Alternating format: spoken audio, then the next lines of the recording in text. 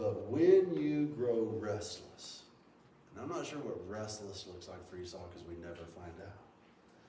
He says, you will throw off his yoke from around your neck.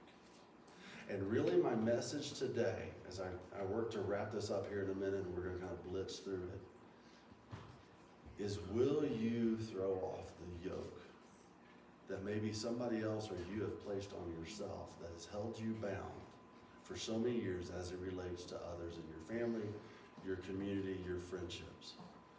Because it will show you how you can here in a minute, if you will. Because so many of us feel bound and stuck to what we are because of what we've known. And we don't know how to get free from it.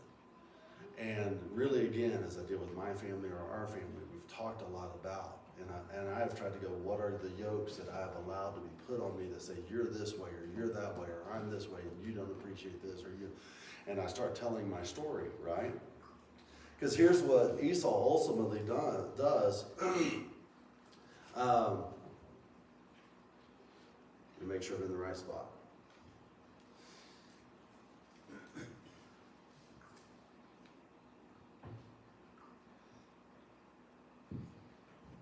Oh, there it is. So Esau, very next verse 41. Esau held a grudge against Jacob. There's the first thing that binds him, is he holds a grudge. Now again, rightly so in some ways. In our mind, if you look at justice or what seems unjust, man, you should. This guy's tried to steal your birthright, or he took your birthright, or he manipulated you out of your birthright. He did steal your blessing from your father. He did take that relationship that was sacred to you and now corrupt it with his own and your mom's deception. And now you really do know your mom thinks that little of you. Get into the story in comparison to your son, that she would set him up over you when this is rightfully yours. That doesn't feel very good to a boy. We all have mommy issues, but that doesn't feel very good in that situation. And so he holds a grudge against Jacob because of the blessing of his father had given him. And he said to himself, the days of mourning of my father are near. Then I will kill my brother Jacob. And so he goes from not only grudging to planning. He says, when dad's dead, I'm going to take this in my own hands. I won't do it till then. When he's dead, I'm taking it in my own hands. And ultimately he says, and I can't take you to the verse right now, but you can find it in a minute, because my brother has stolen my birthright and my blessing. Is that true? No. But is that how we edit our stories sometimes? Especially if a grudge and a thorn begins to get in and we feel like we've been deceived and we feel like somebody has done us wrong. Well, then everything they did was wrong, right? If you stole my birthright, then doggone it, I'm thinking back now, you stole my blessing, you stole my birthright too. Not really, that's not exactly how it happened. And I had this story even, let me tell you a funny story, and this will involve Mike real fast if I can. Okay, not funny, it's my grandmother's funeral. But anyway, the funny part is, I took a pickup truck to my grandmother's funeral because I knew my father. My father was literally flying into the country to bury his mother, to fly out of the country again for multiple weeks. I knew he didn't care about any of the possessions she had, even though it had been their house for a long time. I knew he wouldn't take the time to have conversations he needed to have. And I knew when that funeral was over, my father was going to look at us and go, if you want anything, take it. And that was going to be the one chance that you had if you wanted anything. And we were young married. We had little babies. We didn't have beds. We didn't have guest rooms. We didn't have furniture. We didn't have tables, those kind of things. And so I was like, hey, Baba, can I borrow your pickup truck? He goes, sure. Well, I show up in a pickup truck. Now, we get a bedroom suite. We put it in a pickup truck. There's mattresses. We don't get a ton of stuff, but we get that. Now, there's a dynamic that happens with the rest of my family because they, not mine, but the cousins, because they didn't know my dad. I remember vividly the image of my two cousins sitting on the bottom of the stairs. Just like, what just happened? Why is all their stuff gone? Why is everybody running through grabbing stuff? What just happened? Isn't this a funeral or celebration? What just happened? Those dynamics are tricky. They're tricky. Well, the reason I tell this story is if you ask my sister what happened, I brought a U-Haul. I'm not kidding. She goes, well, you brought a U-Haul to grandmother's funeral. No, I didn't. Yes, you did. You brought a U-Haul and you loaded the U-Haul full of her stuff and you got almost all of it. No, I didn't. I got one bedroom suit that my daughter still has. A rocking chair that was broken. Some stool that I cut and made a planter box out of. And a Bible that I call the family Bible, but it wasn't really the family Bible because there was another family Bible. It was just another really big old 1800s Bible. That's about it that I remember, and a couple quilts. Not a U-Haul. But what's funny is I've clarified that story with her 3 or 4 times. But if you ask her today, my guess is I still brought a U-Haul to my grandmother's funeral to take all the stuff. It's not how it happened. Well, Jacob didn't steal Esau's birthright. Esau sold it. Esau gave that one away. But my guess is because he despised giving that one away.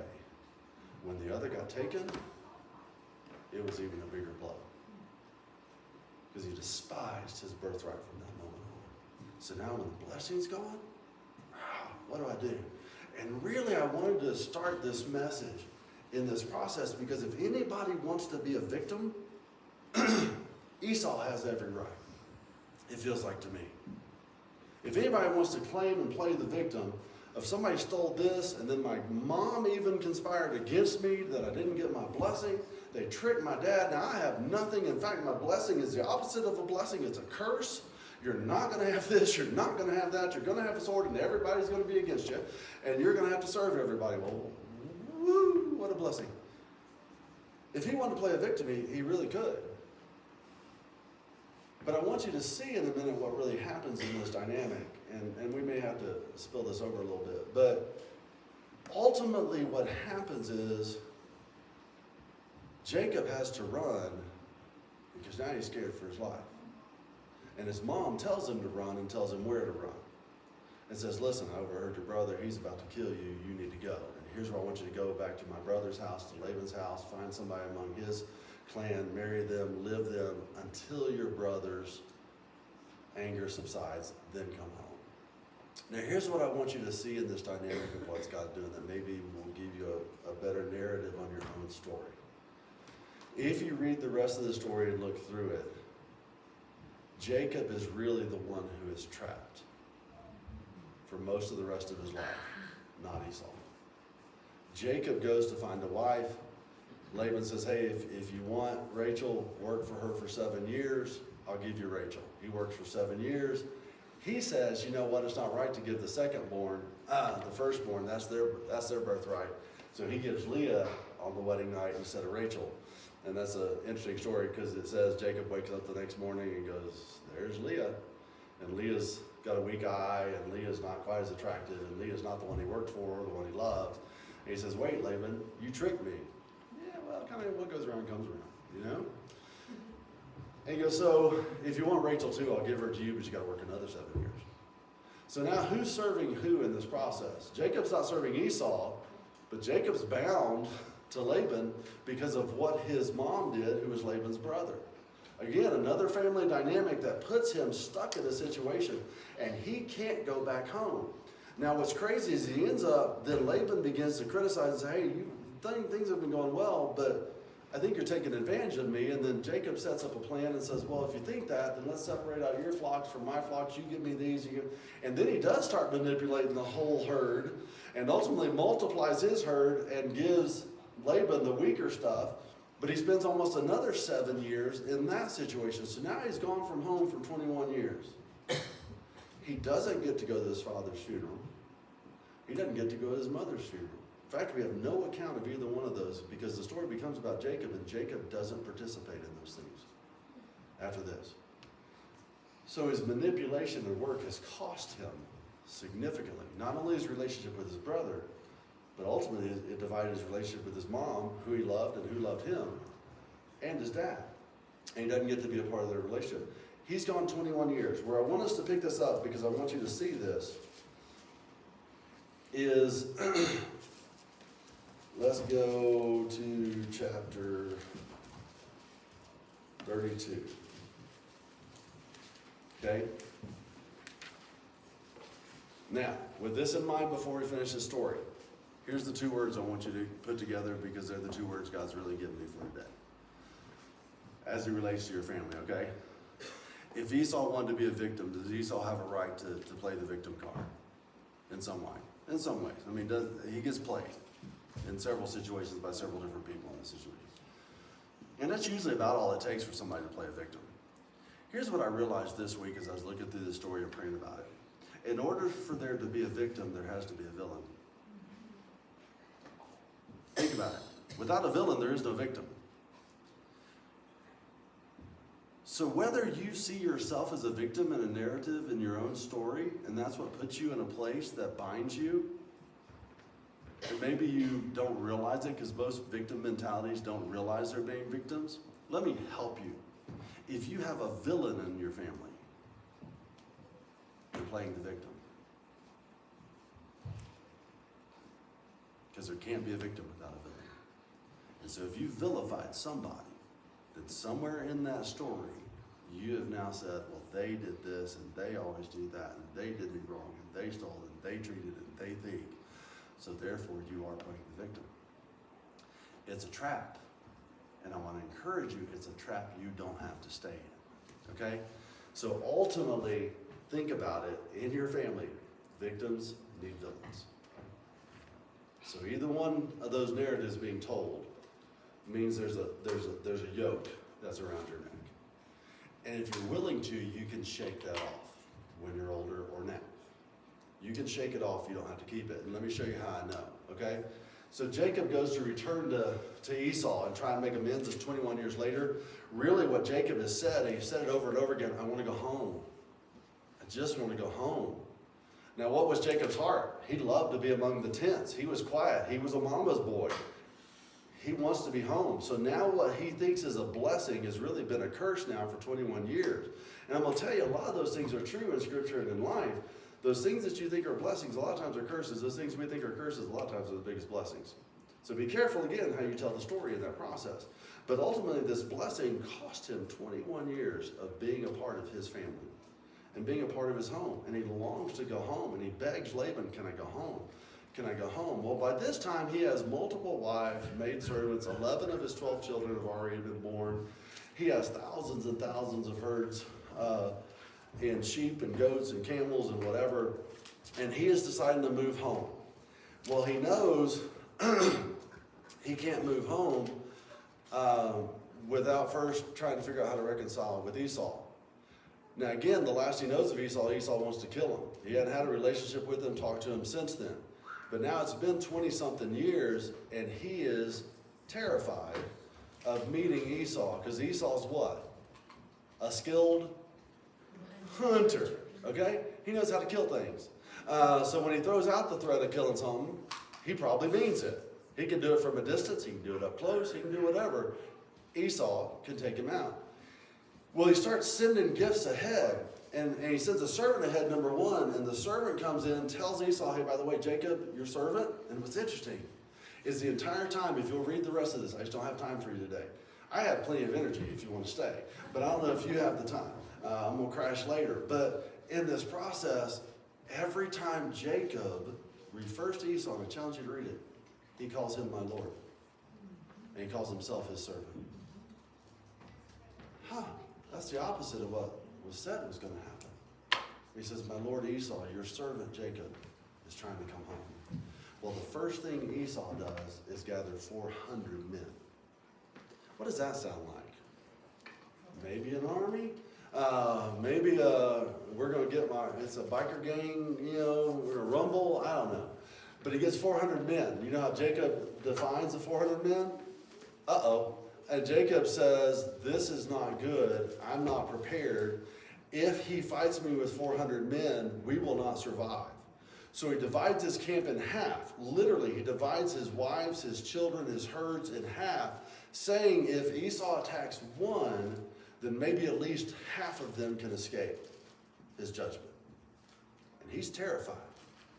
He's terrified he's about to wipe out half his family with his 400 men.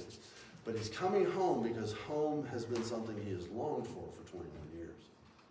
There's something in your heart you've longed for in your family for maybe 21 years or 10 years or whatever.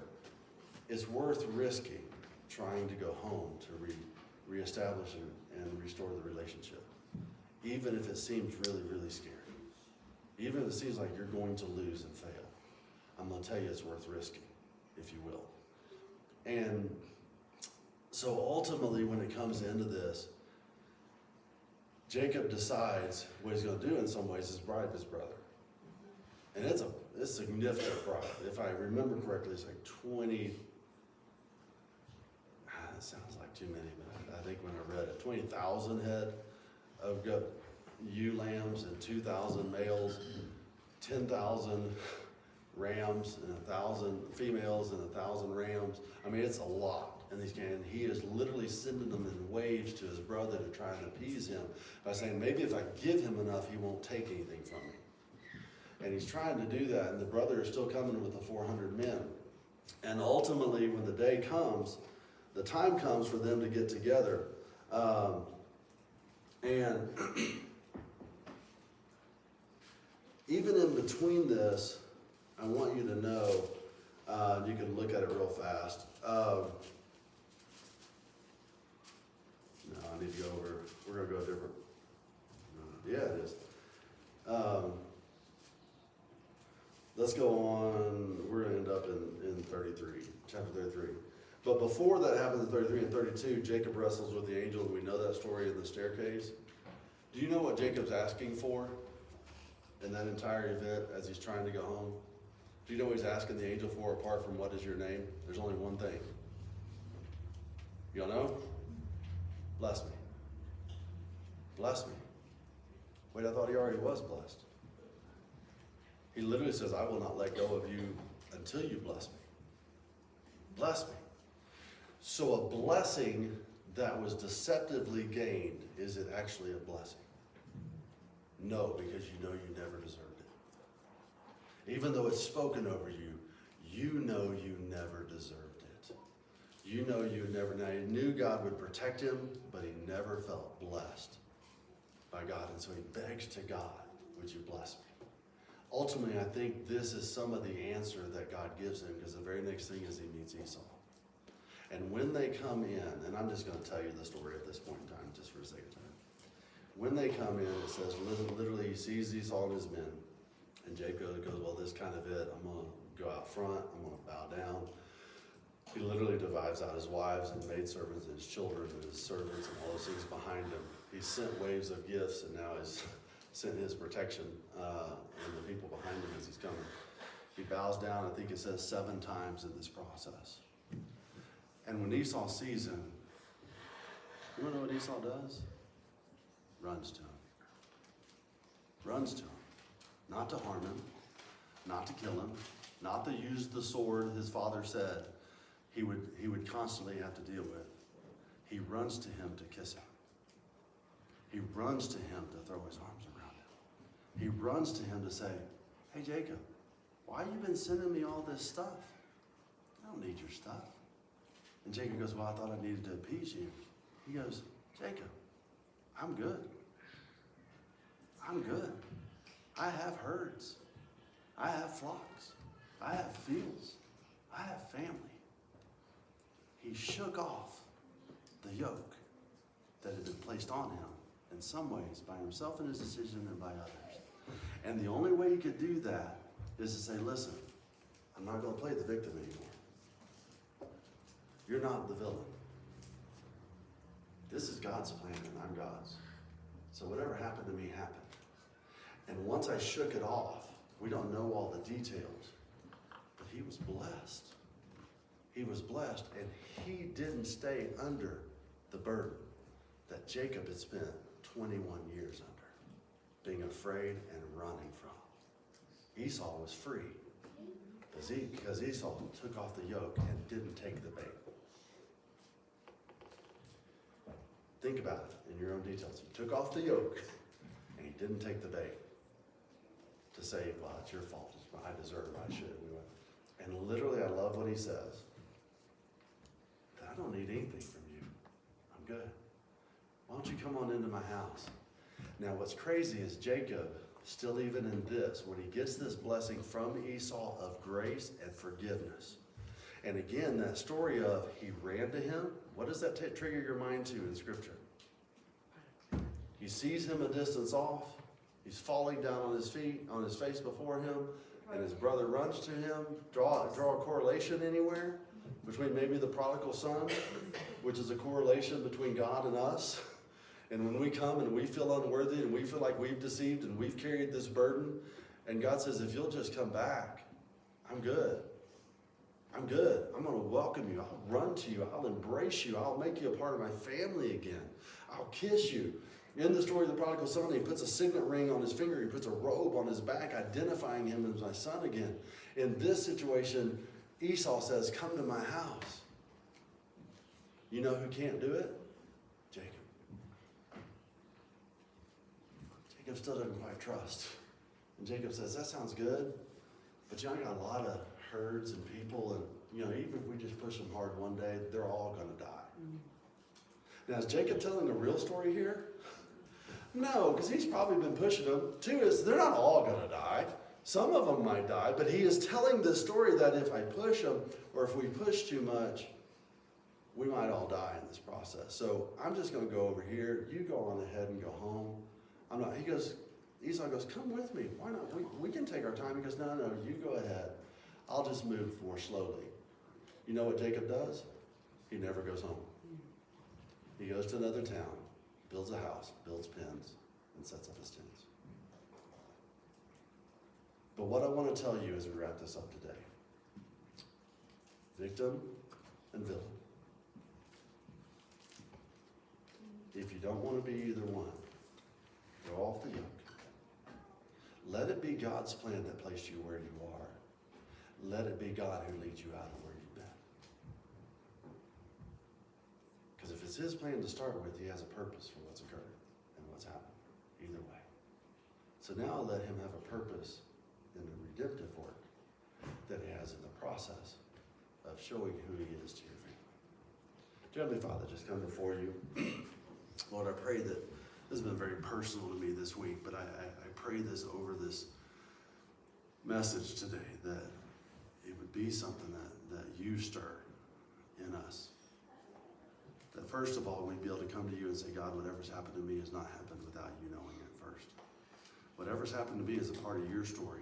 Even if it seems unfair, even if it seems difficult and harsh, even if I messed up and I chose wrongly. God, it ultimately has not escaped you, and ultimately will work for the good of those who love you and are called according to your purpose. So, Father, I can rest in what has happened, and I don't have to be bound by it. And I can know that you're the author and the perfecter, Scripture says in Hebrews, of my faith. So, Father, would you let those things even increase my faith now? As I come before you, to say, Lord, I don't understand the why, but I'm going to trust what you've done. And then secondly, Lord,